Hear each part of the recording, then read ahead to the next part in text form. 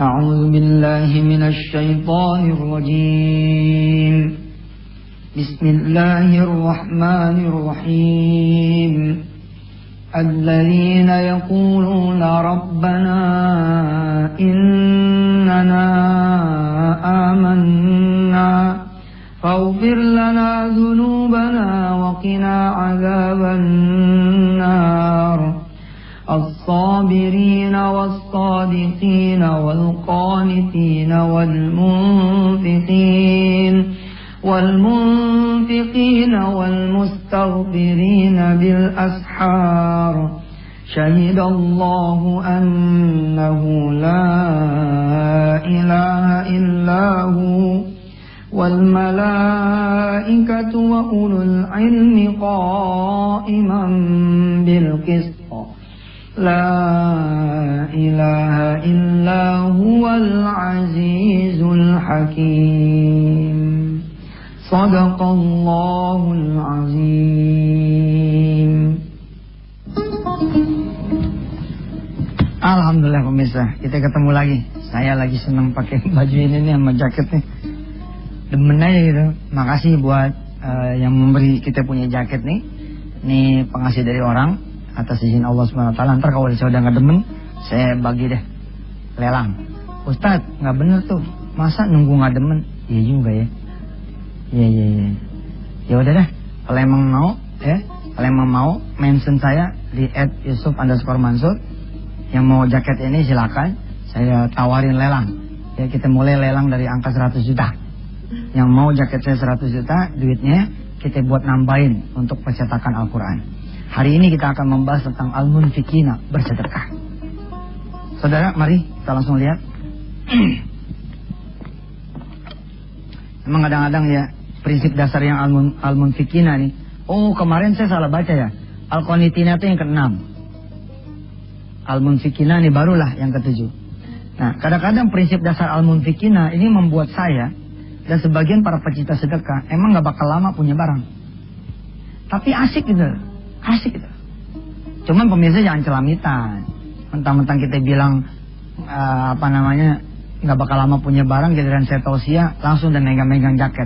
Jaketnya bagus nih, boleh nih kasih amane. Itu namanya lo minta-minta. Beda lagi, minta-minta sama sedekah lain lagi. Jangan pemirsa, jangan. 1000 kali saya menyeru kepada sedekah, tapi tidak membuat saudara menjadi peminta-minta. Berharaplah sama Allah, jangan sama manusia. Washkuruli wala takfurun. Bersyukur pada Allah dan jangan kemudian kita ingkar, jangan kita kufur. Baik, kita lanjutkan. Al-munfikina. Al-munfikina ini bisa saudara mulai dari sejak sebelum saudara menjadi pengusaha. Ketika saudara bahkan nganggur. Kalau saudara sekarang ini pekerja, ini namanya udah dekat ke pengusaha.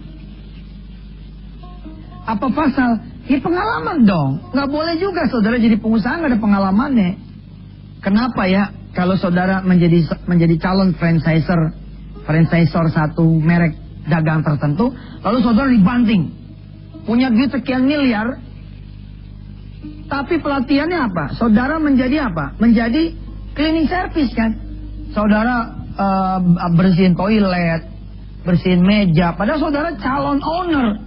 Kenapa? Supaya punya empati, simpati, rasa, perhatian, kasih sayang kepada pekerja ente nanti kalau ente sudah jadi pengusaha. Kalau orang lahir langsung jadi pengusaha, emang nih rada-rada tengil. Kebanyakan tengil punya. Tapi kalau dia dari bawah ya, dia dari kenek dulu, dia hidup terlunta-lunta menjadi sopir truk. And then kemudian the next 10 years, ya 10 tahun kemudian menjadi seorang pengusaha transportir. Dia akan mengalami itu, akan memahami rasa. Begitu sopir telat datang, nggak langsung begini, kemana lu? Lu jajan di mana lu? Nggak begitu. Kita langsung datang ke sopir kita. Kita tanya dia, bannya ada yang betus ya? Iya pak, bannya ada yang betus pak. Iya nggak apa-apa, saya juga dulu kayak begitu kok. Terus gimana? Ya maaf pak, jadi terlambat. Tuh ada rasa itu gitu. Kita yang pernah jadi sopir, lalu sekarang duduk di belakang, ya nggak bakalan kita ngomong sembarangan gitu loh. Tapi kalau emang dari kecil ente udah jadi orang kaya, emang ini masalah juga kan? Omongannya nggak diatur, kayak nggak punya tulang. Emang lidah nggak bertulang katanya gitu. Makanya pemirsa saya nyaranin ya, pemirsa yang rada kaya ini, yang rada mampu jadi orang, sekali-kalilah anak tuh diajarin itu loh, supaya dia ada sopannya, ada santunnya. Jangan sampai anak kita nggak nginjak bumi. Jadi anak tuh ya mesti diajak sekali-kali naik angkot, naik busway, naik kereta. Ustadz, emang anak Ustadz begitu juga tuh? Iya sama. Insya Allah yang begitu-gitu tuh bikin anak-anak kita apa ya? Jadi kenal sama orang kecil, orang bawah. Al-munfikina, prinsip. Kalau saudara jadi pekerja, ini namanya udah deket. Kalau saudara memulai tradisi bersedekah di sini, maka selangkah lagi saudara akan menjadi pengusaha. Tapi ini masih biasa kalau saudara masih di zona pengangguran. Tapi saudara sudah mencintai al-munfikina, sudah mencintai bersedekah, dahsyat dahsyat. Top. Biasain tuh ya, ada kotak kecil di rumah, ada kotak kecil di kantor. Begitu keluar rumah masukin set, begitu nyampe kantor masukin set. Nanti kira-kira seminggu sekali tebok bawa bagiin tangga sekitar kanan kiri. Sekali-sekali ente punya ya gaji 1 bulan, nggak usah dibawa ke rumah. Begitu gajian langsung injak sampai 0. Al-munfikinanya sampai pol 100%. Berapa gaji ente? 3,1. Langsung ambil semua. Insyaallah kurang 5 bini ente. Ya lah bang, sisain apa bang? Sisain. Apa kata kita? Kalau kita sisain, itu namanya kita nggak percaya sama Allah. Sekali-sekali lah. Kan kita masih punya tabungan toh. Kita sedekah gaji, kan masih ada tabungan. Hidup dong dari tabungan. Atau sekali-kali sedekah tabungan, hiduplah dari gaji gitu. Tapi tabungannya kita hajar dulu nih, sat gitu. Al-munfikina, ini menjadi prinsip dasar seorang pengusaha. Mesti mantap. Lihat randonnya. Ente usaha motor, ya. Ente ngangkat motor nih. ini apaan ya? Udahlah, anggap aja bener lah, anggap aja di motor lah. Ya. Istangnya ya. Ente angkat motor, ya. Berapa ya? Misalkan, ini motor second cerita, 7 juta. Terus laku nih motor, 8 juta. Ente keluarin 2,5%. Dari 8 juta, berapa nih? 2,5%, 8 juta berapa? 10% 800 ribu. Bagi 4 ya. Berapa ya? 200 ribu. 200 ribu. Anda kapan ngeluarin 200 ribunya? Ngeluarin 200 ribunya setelah laku. Nah, yang ini dirubah. Kalau menjadi pengusaha showroom, pengusaha makanan, pengusaha baju, pengusaha kuliner, kalau bisa sebelum laku lu sedekah. Jadi sedekahnya kapan? Before. Gitu, jangan after. Kalau ente sedekah setelah laku, ini namanya tanda syukur. Ini mah nggak perlu diomongin. Emang ente wajib keluar. Kira-kira begitu. Kalau mau hebat gimana? Berapa sih harga jual motor ente? 8 juta ya Ustaz. Modal ente berapa? 7 juta. Udah. Modal ente tuh 7,2 gitu. Saya yakin nih saudara, ini nggak ada nih di neraca ekonomi kapitalis, nggak bakal ada. Ya, di pembukuan ekonomi kapitalis nggak bakal ada nih. Saat gimana ceritanya ngangkat motor 7 juta kok jadi 7,2? Iya, yang 7 juta beli motornya, yang 200 ribu beli keuntungannya. Masya Allah. Kita terusin ya nanti ya, habis yang berikut ini. Insya Allah. Mudah-mudahan Allah kasih kita demen, doyan, apa yang namanya sedekah. Bukan saja di saat kita lapang, tapi di saat kita sempit. Insya Allah. Silakan. Ya, terima kasih kembali bersama Yusuf Mansur. Saya mohon izin ya, mohon maaf kalau rasanya ada kesombongan. Astagfirullahaladzim, saya pokoknya minta maaf lah. Kadang-kadang bahasa saya suka bahasa yang takabur. Astagfirullah. Mudah-mudahan pemirsa bantuin saya berdoa agar Allah ampuni saya. Ini produk. Oke. Modal. Ini harga jual. Ini keuntungan. Sebenarnya keuntungan ini bisa dicetak lebih besar lagi kalau kemudian kita memakai prinsip sedekah di awal. Malah Allah nanya nih sama pengusaha motor bekas. Kita ambil contohnya motor bekas, nanti saudara tinggal mengimplementasikan ke tempat yang lain, oke? Anda ngangkat motor 7 juta, maka keluarkanlah 7 juta sebagai modal ente ngangkat motor.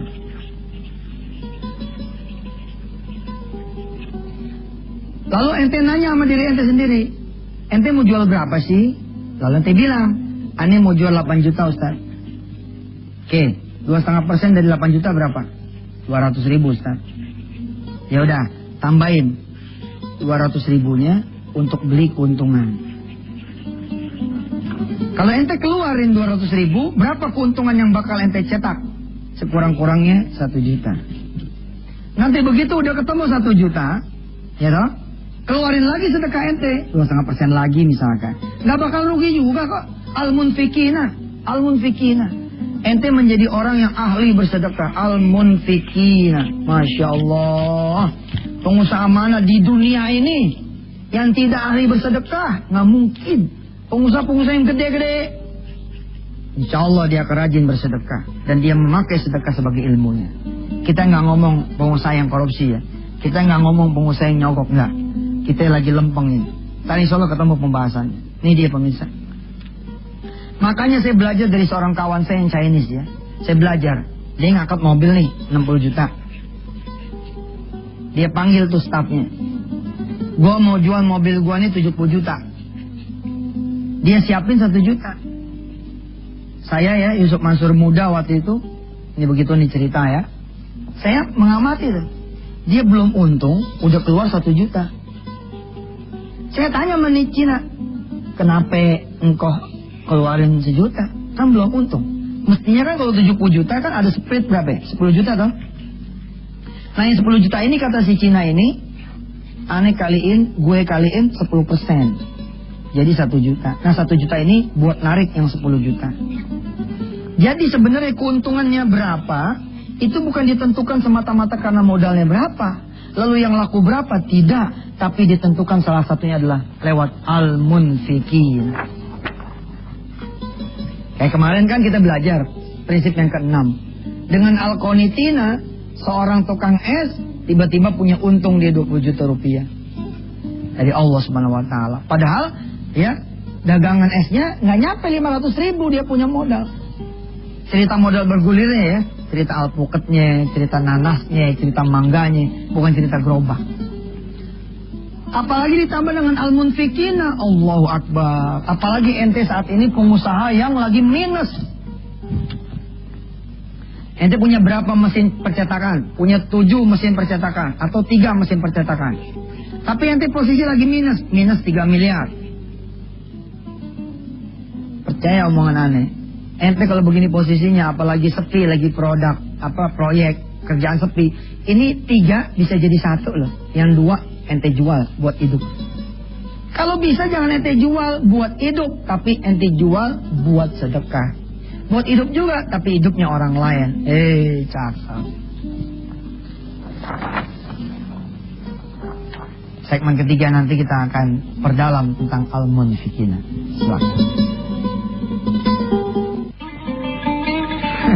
Alhamdulillah ternyata kita masih ada tambahan waktu dari Allah nih. Segmen 3, saya pikir udah selesai. Saya punya temen ya. Ini kisah ya pemirsa. Namanya Iwan. Iwan ini tukang ikan. Maaf ya kalau ada yang namanya sama. Tukang ikan. Belakangan dia kemudian ditambahin nama Allah. Jadi Haji Iwan. Allahu Akbar. Sebab apa? Sebab dia mencintai yang namanya al-munfikina. Suatu saat saya ketemu sama dia. Tat, udah jadi orang gedean nih sekarang nih, nggak mau main catur lagi sama kita. Saya bilang, masih Ji, cuma kan ente nggak pernah menang. Ustadz kalian kalah mulu. Ya begitu dah. Saya bilang kalau ente bisa makan pionan ya, baru ente menang. Tapi kenyataannya nggak pernah ada yang bisa makan pion. Dari kayu. Pemirsa yang dirahmati Allah, tukang ikan ini si Iwan ini nanya mana? Ustadz kasih dong saya amalan yang bisa bikin saya punya untung lebih gede. Kasih dong saya amalan, wirid apa kayak gitu yang saya bisa nambahin saya punya modal supaya saya bisa lebih untung lagi. Pikiran dia adalah M plus ya sama dengan K plus. Modalnya bertambah sama dengan keuntungan bertambah. Ini cerita dunia, inilah ekonomi kapitalis. Kalau you mau untung bertambah, you tambahin dong modal you. Atau tambahin T-nya. Apa nih T? Time plus. Ini makin gila nih. Ini bukan K plus, tapi malah S plus. Sakitnya nambah. Allah bilang jangan. Ada cara lain kok, nggak perlu nambah modal. Apa tuh? Tambahin S plus. S plus udah pasti dia jadi K plus. Apa tuh S plus Ustaz? Tambahin syukurnya. Udah pasti untung bertambah. Ini mah nggak jadi pekerja, nggak jadi pengusaha. Saya bilang sama Iwan, Wan, berapa yang modal ente? 500 Ustaz. Sekali angkat barang kira-kira 500 atau 800. Kalau saya punya 1,6, saya bisa buka 2 meja Ustaz.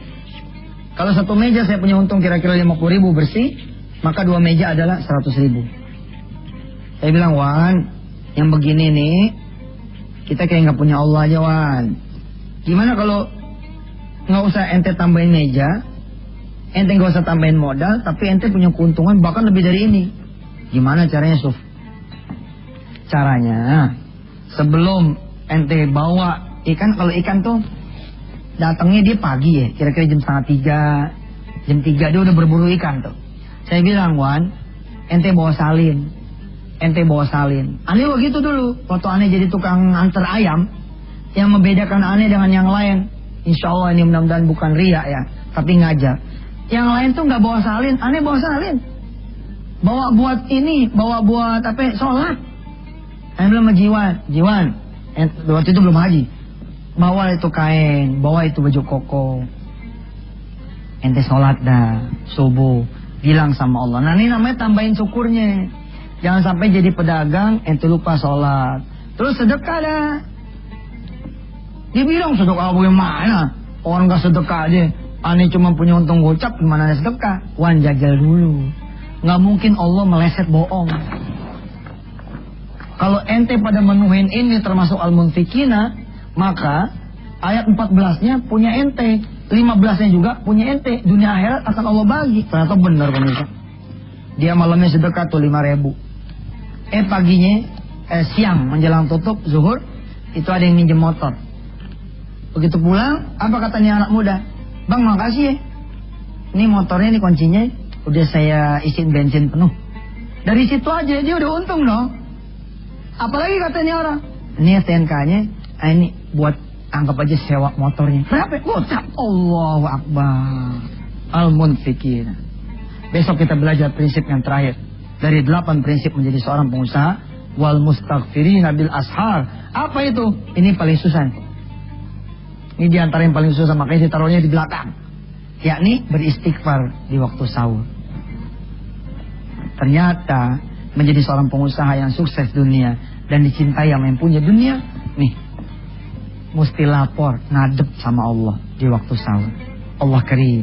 Mudah-mudahan Allah bikin kita menjadi mencintai sholat malam juga ya, selain bersedekah. Mari pemirsa, kita baca doa. Mudah-mudahan Allah mengabulkan kita punya doa. Bismillahirrahmanirrahim. Ya Allah, benar dah. Bukan cuma pengen jadi pengusaha nih kami, tapi benar jadi pengusaha yang kau sayang, yang kau cintai. Dan jadi pengusaha yang menyayangi engkau ya Allah, dan mencintaimu.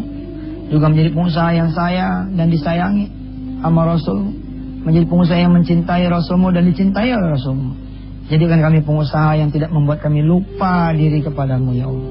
Rabbana atina fid dunya hasanah wa fil akhirati hasanah wa qina adzabannar. Walhamdulillahirabbil alamin. Wassalamualaikum warahmatullahi wabarakatuh.